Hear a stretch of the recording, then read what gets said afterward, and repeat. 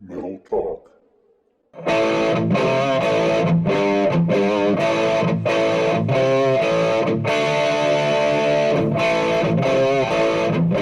This is Jimmy Bennett of King James, and you're listening to Metal Talk live with Wild Man and Steve.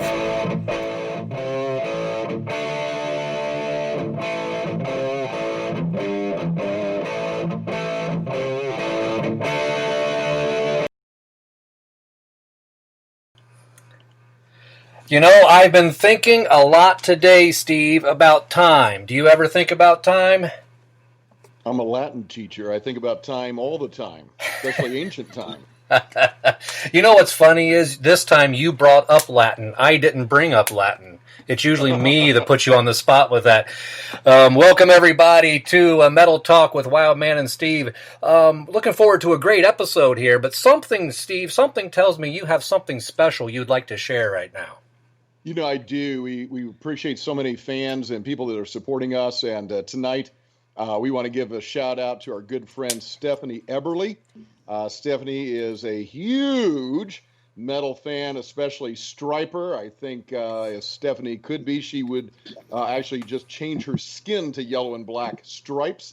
But Stephanie's a huge fan, and she's a great supporter of what we're doing here with Wild Man and Steve, all of our different programs. So, Stephanie, if you're listening right now, we sure appreciate you, dear.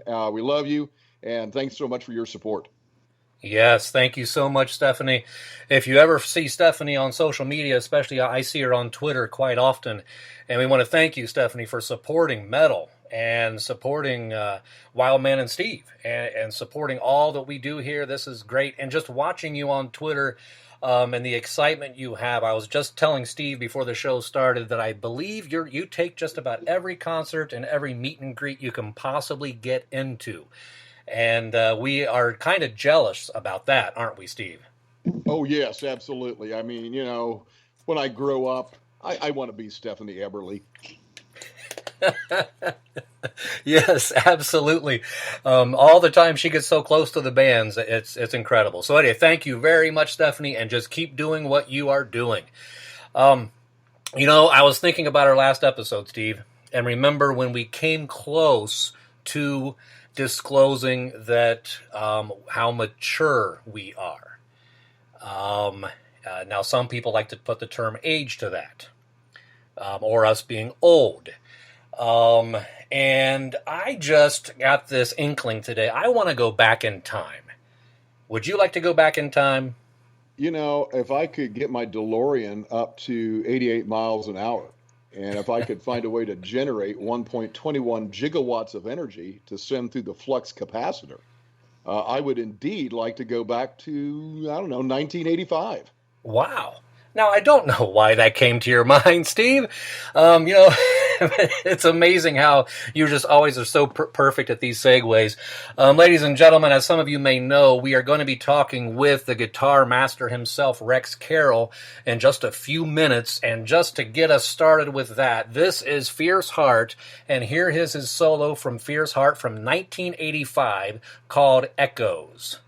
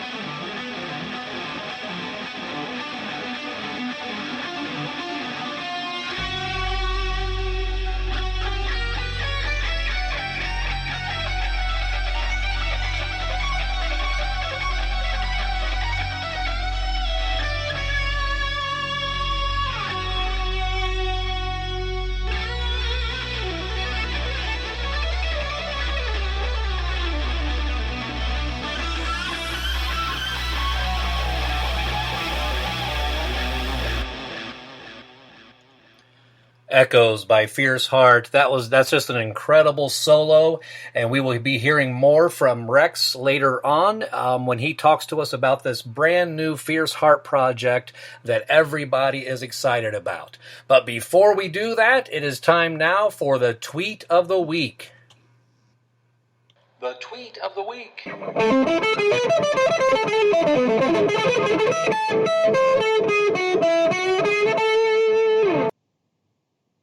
Tweet of the week comes to us from Old Smith Music. That's old spelled O-L-D-E, at Old Smith Music. And Old Smith Music tweets out this week, sin is not really the main concern for Christians in our time. Of course, it is on our list, but the real issue seems to be the issue of who gets to be the boss. The commandment at issue for our time is, who is your God? As for me and my house,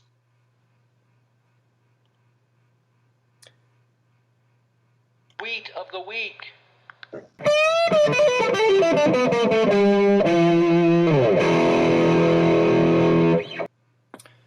Interesting tweet.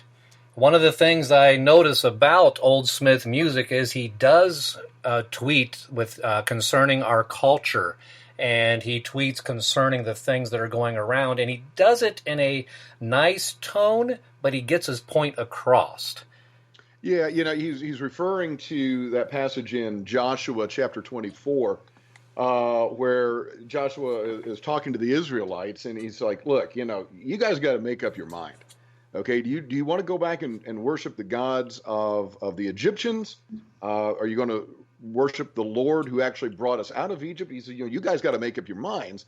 And then he has that wonderful line. He says, but as for me and my house, we will serve the Lord. And I think that really is a great point that Old Smith Music made. The question is, who's the boss, right? Whom are you really going to follow? Are you going to follow just what you read on Twitter? Is Twitter your boss, right? Is the news, is that your boss? Are you going to follow the fears or the things that conjure up in your own mind? It's easy to allow your inner self to be your own boss. And what we're called to as Christians is, the first commandment. You should have no other God before me. And that really is not a heavy-handed commandment. It's an incredibly loving commandment, because when we let anything else other than God be our God, we very quickly become enslaved to that thing. True. And it's easy for that to happen in many areas of our lives. And I'm sure all of us have experienced that from time to time, which leads me to the question, Steve. This show being produced by Wildman and Steve Productions, by the way, is wildmanandsteve.com. Who's the boss for the show? Is it Wildman or is it Steve? Wow, golly, look at the time, folks. I think we're going to have to call the show here. It's interesting you ask that question, and it is one of those things when you put your name on something, right? People think, well, then it's all about you. And obviously that's not the case, and for a lot of people that really is not the case. And for us, that's just a quick handle for people to be able to find the stuff on the internet that we're doing, right? Just to find it kind of as a landing place. Right. But one of the things you and I have both said, and we've talked about this with many guests, both things we said here on Metal Talk or on our other show, Classic Christian Rock Podcast, is it is really all about wherever God wants to lead and what he's doing, right? We're at a stage of life, and you mentioned being mature earlier on, a word that my wife would never use to describe me. But, at this stage of life, I don't need more accolades. I don't need another trophy sitting on the shelf. I don't need another plaque hanging on the wall. It's not about that. And it may once have been, especially as a younger man starting out. It may have been a little bit more about that. It's not about that. Certainly not for me, certainly not for you. It's simply saying, Lord, here we are. Send us. Right. Yep. And, I relate to that a lot. I remember when I was younger, especially, not as mature, let me put it that way.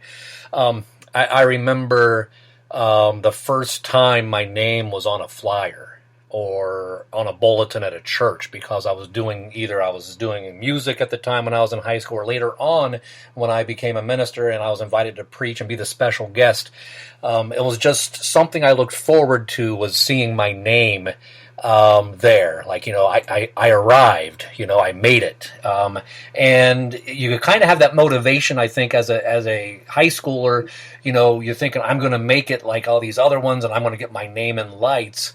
But then as time goes on, you just start to realize that, that really isn't what matters. And, what matters is, how does God view what I do? And is what I'm doing pleasing to Him? And I don't think that means, Steve, that those feelings go away completely. I think from time to time we still get that little inkling, don't we? Well, of course. What it means is you hopefully are better able to control it. It doesn't mean that it ever goes away. And I've got to throw in a little Latin here, but first century. Of course. First century BC Roman poet named Horace. Okay. Made the comment about writing poetry, and he said, what you need to do, he says, when you write something, he says, stick it away for like 8 years. Then pull it back out. Right? And then if you can stand to read what you have written, then consider publishing it. Because the problem is, and this is true for whether it's a novelist, a poet, a musician, you create something. Ooh, right. I've got my name on it, right? And right. As soon as it's there, I want to put it out to the world. And sometimes you need to let that stuff sit a little bit, right? It needs to marinate a little bit. And you go back and you look at it and you go, ooh, actually that wasn't so great. Maybe that needed some editing. Maybe that needed some revision. But you're right. I think we get, really taken up by seeing our own name in print, or, seeing our words in print, or hearing our music. And we just want to throw that out to the world. And you got to kind of scale that back and say, you know what, I'm not going to put that out right away. Lord, what do you want with this? Right. Yeah, exactly. It's interesting because there's so many different temptations that all of us have, no matter what line of work we're in. Whether it's music, talk radio, ministry, no matter what, there's that temptation. And what comes to my mind with those kind of things, as you said, it kind of keeps popping up. Those feelings keep popping up every now and then. Sometimes walking with Christ is like whack-a-mole. Sometimes it's like, nope, go back down. Okay, folks, you just heard a pastor say that walking with Christ is like whack-a-mole. And if any of you kids out there in Radio Land don't know what whack-a-mole is, you need to get to an amusement park pronto, because whack-a-mole is one of the greatest things. No, we have devoted this episode, and not just this episode, but all of our episodes, and maybe everything Wild Man and Steve do, to the 80s anyway. So whack-a-mole is very common in the 1980s, right? Absolutely. And, it was the greatest decade in the history of the human race. So, Not biased at all, of course. But yeah, sometimes it's just like you're just trying to walk with Christ, and it's like all of a sudden something that crops up, so you didn't get it completely settled. But it's as if that temptation is always there, because all of us have that way of wanting to be recognized in that way. And with Old Smith Music, and by the way, ladies and gentlemen, he's a musician as well. And if you go through his Twitter account, or actually you can find him on YouTube as well, Old Smith Music on YouTube, he writes his own music, posts it, does a great job with his music. He's a guitar player and singer. He does anything from folk to the rock sound. He does a great job. But follow him on Twitter, because he has some great insights, as we just experienced. So, ladies and gentlemen, we have been leading up to this night, and I want to introduce to you someone who doesn't need any doesn't need an introduction at all. If you've listened to any music in the last 30-some years, Mr. Rex Carroll is with us. Rex, how are you doing today, sir? Welcome to the program.